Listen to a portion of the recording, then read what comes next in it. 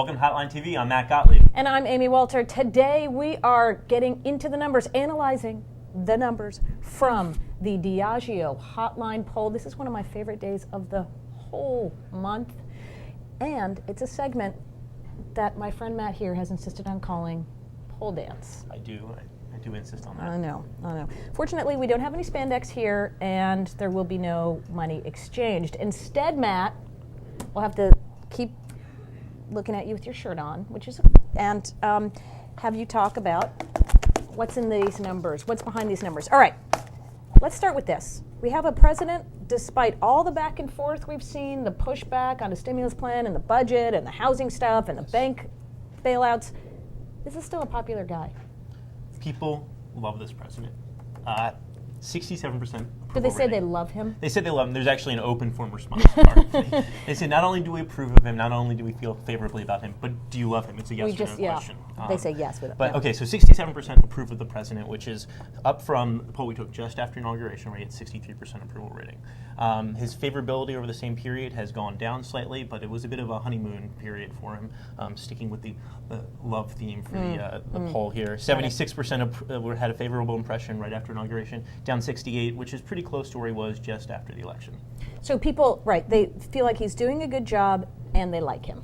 This was different from someone like President Clinton, for example, in his second term, especially post-Monica Lewinsky, where they didn't like him personally, but they thought he was doing a good job. And certainly a strong reversal from what we saw from the previous president. Team bet. All right. Now, they also like his policies, not overwhelmingly, not as much as they like him, which a lot of Republicans pointing out, and some Democrats are nervous about too, that his approval rating is much higher than the approvals of his policies. Still, majorities approve of them, right? Well, the three main things we looked at in this poll were the stimulus package, which has already been passed, and then moving forward, looking at the housing, the $75 billion foreclosure package, and the second round of potential auto loans for the industry. And on the stimulus package, 64% are confident that it'll help the economy. But that's when we use the president's name, when we say Obama and his team of advisors. When we just say the economic stimulus package passed by Congress and signed by the president in the generic sense, 54% approve. Are confident it will help the economy. And only 9%, and I think this is important, only 9% say they're very confident, which suggests that, this is still sort of on it. They could very easily tip to the bottom. Exactly. So, but it's interesting, the 10% bump you get just by mentioning the president's name. Yeah. Maybe I should do that to help my own approval ratings. Just put my name. Walter, I cover Barack Obama. There we go. And then, looking at the plans moving forward on the housing package, 56% approve of the package. That's the same number among independents, and 57% are confident that it'll help stabilize the housing industry, and that number is also the same among independents. So some strong numbers on that. But when you look at the auto bailout, only 28% support a second round of loans for GM and Chrysler. So what's interesting, I thought as well, is that even though Obama came out of all of these last few rough and tumble weeks unscathed, Democrats, though, picked up some baggage. I mean, I thought that was interesting. You saw Democratic approval rating, or at least their disapproval ratings, go up a little bit. Pelosi's disapproval ratings went up a bit, right? Sure. Dems in Congress, their approval rating their disapproval rating went up 7. GOPers in Congress, their approval rating went up 8. So some contrary movement there. And then if you look at some of the leaders in Congress, Speaker Pelosi's unfavorable rating went up 9. Senator Reid's unfavorable rating went up 7. So some small movement there. And not unlike what we saw happen to Obama's rating since the post-inaugural bounce. So I think what we have here is going to be fascinating to watch. We have a very popular president who is allowing Democrats to take charge of a lot of these priorities of his, right? The stimulus, the budget, now health care. And yet Congress not quite as popular as he is.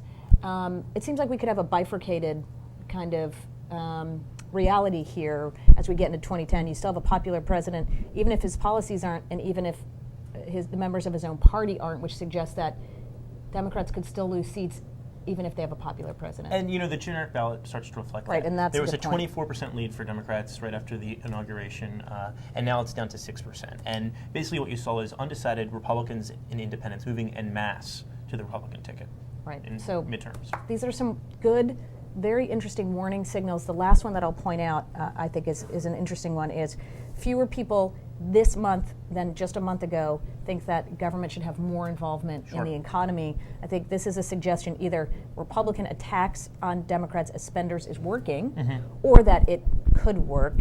And finally, the tax issue not working. Attacking Democrats as taxers, not working. They voter support, right?